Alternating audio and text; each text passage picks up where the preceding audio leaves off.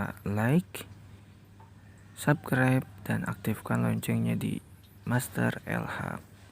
Hai anak hebat, bagaimana kabar kalian hari ini? Semoga masih tetap semangat ya.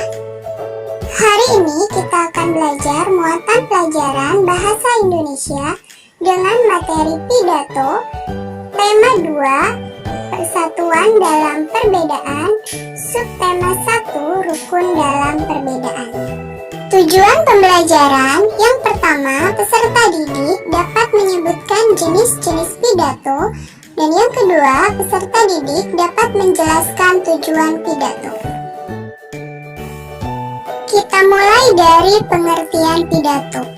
Pidato merupakan suatu kegiatan berbicara di depan umum atau berorasi agar dapat menyatakan pendapatnya atau memberikan gambaran pada suatu hal. Pidato umumnya dibawakan oleh seorang yang memberi orasi serta pernyataan terhadap hal tertentu atau peristiwa yang penting dan harus diperbincangkan. Contoh pidato yaitu seperti pidato kenegaraan, pidato menyambut hari besar, pidato pembangkit semangat, pidato sambutan acara atau event, dan lain sebagainya. Selanjutnya kita akan mempelajari tujuan pidato.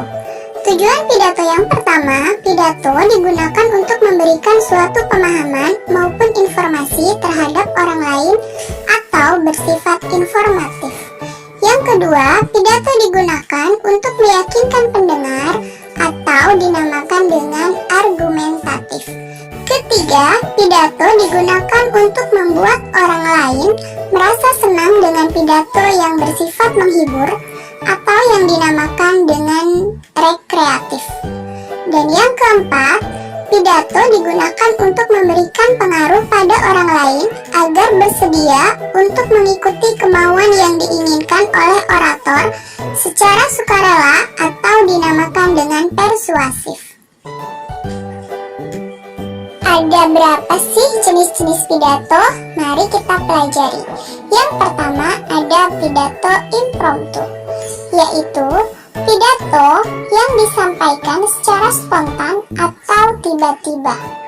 Keuntungan pidato impromptu lebih dapat mengungkapkan perasaan pembicara yang sebenarnya, karena pembicara tidak memikirkan lebih dulu pendapat yang disampaikannya.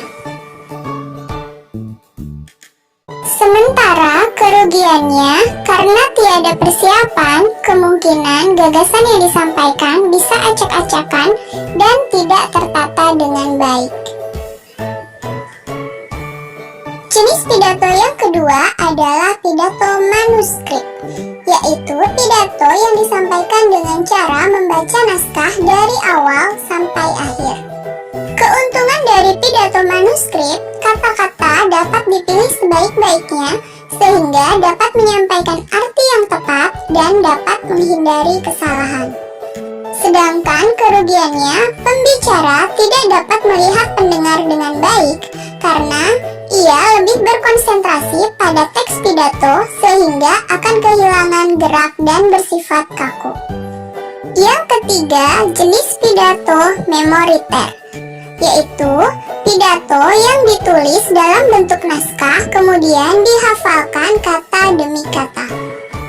Keuntungan dari pidato jenis ini, kata-kata dapat dipilih sebaik-baiknya karena memiliki persiapan yang baik, dan jika hafal, pidato akan berjalan dengan lancar. Sedangkan kerugiannya, pidato akan datar dan monoton, sehingga tidak akan mampu menarik perhatian hadirin. Dan yang keempat adalah jenis pidato ekstemporan. Nah, dalam jenis pidato ekstemporan, penyampaian pidato dengan menyiapkan garis-garis besar atau outline dan pokok-pokok bahasan penunjang atau supporting point saja. Keuntungan dari pidato ekstemporan, pesan dapat fleksibel untuk diubah sesuai dengan kebutuhan dan penyajiannya lebih spontan. Sedangkan kerugiannya, dalam jenis pidato ekstemporan memerlukan latihan yang intensif bagi pembicaranya dan kefasihan bisa terhambat karena kesukaran memilih kata-kata. Jenis pidato ini merupakan jenis pidato yang paling sering digunakan oleh juru pidato yang berpengalaman dan mahir. Karena dalam penyampaiannya hanya perlu menyiapkan garis-garis besar dan pokok-pokok bahasan penunjang saja. Nah, anak-anak hebat, itu dah tadi penjelasan mengenai tujuan pidato serta jenis-jenis pidato. Semoga video tadi bermanfaat dan dapat membantu kalian ya. Tugas kelas 6. Jelaskan macam-macam pidato. Apa perbedaan pidato dengan ceramah atau khotbah? Buatkan video pidato dengan tema apapun.